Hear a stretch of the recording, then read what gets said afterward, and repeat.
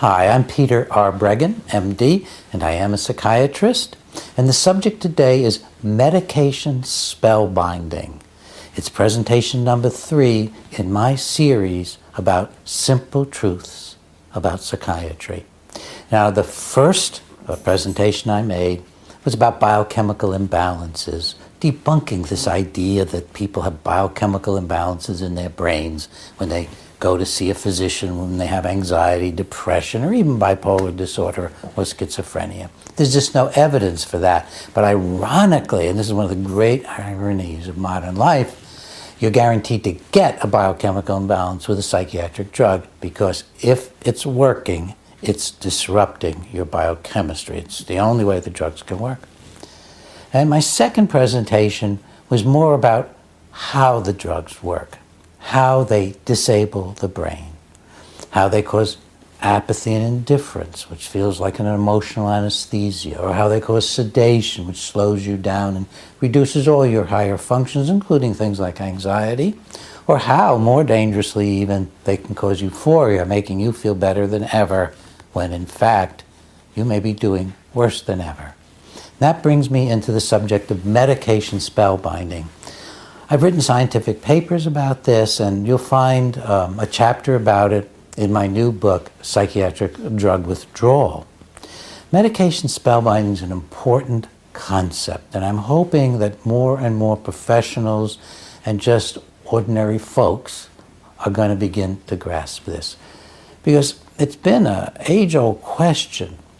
Why do people take substances that are obviously harming them and indeed not doing them any good in the process? I was giving a lecture at a law school one day down in Washington, D.C., and I was talking about how drugs work by harming the brain. And when I finished up, a young man came charging down the aisle. I mean, he was coming down so fast, I thought, he might get very, very aggressive with me. And he stopped at the podium and he stared at me and he said, "You are so wrong about drugs. I couldn't have gotten through law school without cocaine." And he turned around and left. Well, people do feel they can't get through life without alcohol, without marijuana, without cocaine, and without Prozac, and without Effexor, and without Abilify, and without lithium. They're all psychoactive substances. There's no magic in the fact you got it from a prescription. They have the characteristics of psychoactive substances. And we know for sure that people will take psychoactive substances while the quality of their lives deteriorates, all the while feeling they need more. And it's not just cigarettes, and it's not just alcohol, and it's not just marijuana. It's all the psychiatric drugs. One of the saddest things I have to deal with is giving a talk or giving a class, and some really sweet human being comes up to me and tells me how much they need their psychiatric drug. And they look so sad, and they look lifeless, they look injured, and yet they're feeling that somehow they're better because of their psychiatric drug. Sometimes this is made really graphic. You'll see a video of a child aged 5 or 6 before they're put on Ritalin and then on some other psychiatric drugs.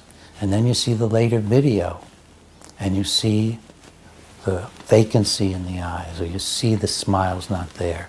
Or the parents, if you interview them, will finally realize that when he was 5, he was like the spark plug of the family. Now he's sitting there more like a fire hydrant. It's really sad. It's really, really sad. Well, the first principle of medication spellbinding is that all psychoactive substances tend to prevent an individual from realizing their harmful effects. The psychoactive substances, by diminishing our capacity, by impairing our frontal lobes, prevent us from appreciating their harmful effects. That's why somebody can feel like they can drive better than ever, and you know if they get in the car, they're likely to kill themselves or someone else. Psychoactive substances impair our judgment about their effects on us. That's one of the major reasons that the drug companies and the medical profession get away with flooding our country with these medical psychoactive substances. Because when you're on them, you don't appreciate their harmful effects. Another characteristic of the drugs is that if you do begin to become upset or disturbed on a drug, let's say you're taking Xanax or you're taking an antidepressant, you start to get irritable and angry and you yell at your family, you're not likely to think it's the drug. You're likely to think it's my wife or my husband or the kids or the boss or the job. You won't get straight that you've been changed by the drug. Now think of a simple comparison. There are people who drink alcohol and come home and are certain that their wives and kids need to be beaten up.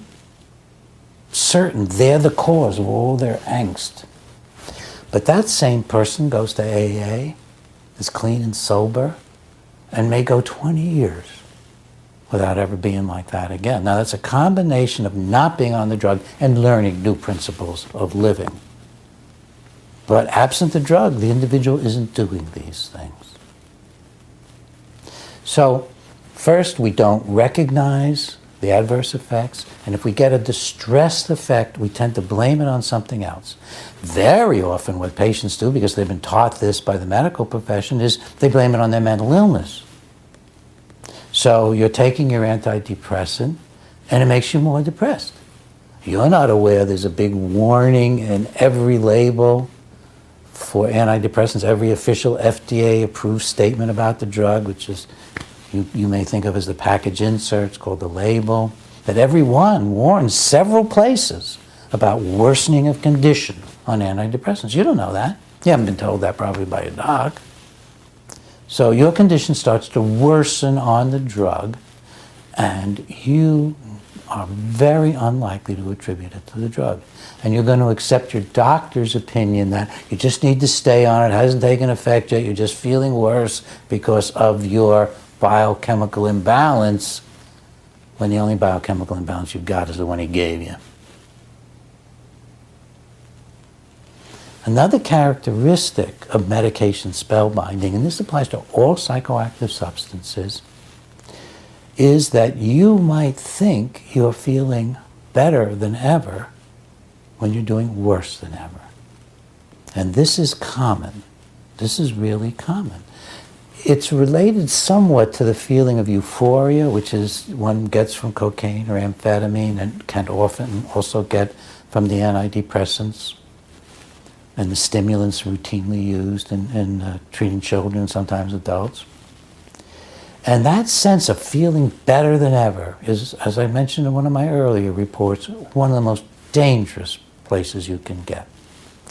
In my forensic work, my medical legal work, I have patients who have been high on antidepressants for a year, during which time they've embezzled and stolen and put the money in their own bank account. One person I'm thinking of put it in his own joint bank account with his wife, told people he'd inherited money, told the person responsible for doing the annual audit of his company that he'd gotten rich, and then put online the very data that when he taught the rest of the staff how to use the data, immediately showed he'd been stealing, writing checks to himself. This person thought he was doing better than ever. Incidentally, it's interesting, some of his friends thought, is he on cocaine? Well, he was on psychiatric cocaine. He was high on an antidepressant. Another story, and I tell these stories in my book, Medication Madness. Another story is of a physician who started to think it would be fun to play with machinery. I mean, what guy doesn't want to play with machinery? One day his wife looked out the window at 2 in the morning and there was an oil truck sitting in his driveway. Eventually he had his house surrounded out in the country, but in plain view, with tow trucks and huge trailers and all kinds of equipment that he was gathering and never did anything with and never tried to sell. And he was finally caught when he was using his sports car to pull a multiple-ton piece of equipment through his little town, and it all fell over. This is medication spellbinding in the form of mania induced, in this man's case, by stimulant drugs, including Strattera, which is supposed to be the non-stimulant stimulant used to treat ADHD. Well, a fourth characteristic of medication spellbinding is that in rare cases, and I've just been describing one, unusual cases, not necessarily rare, but unusual, people will do things that their ethics and morality would never have allowed them to do. I've been in cases where people commit violent murders out of the blue, without provocation, against innocent people because they've been driven out of their minds by an inner agitation caused by Paxil or Zoloft. Or they've been disinhibited by taking Xanax, the benzo, which loosens your inhibitions. So this is medication spellbinding. This is nothing that would help us more understand what's going on in our country than to know that the fact that people take psychiatric drugs means no more about their usefulness than the fact people are smoking marijuana and drinking alcohol in excess. All psychoactive substances impair our ability to understand the dysfunctions produced by the drugs. And there are better ways.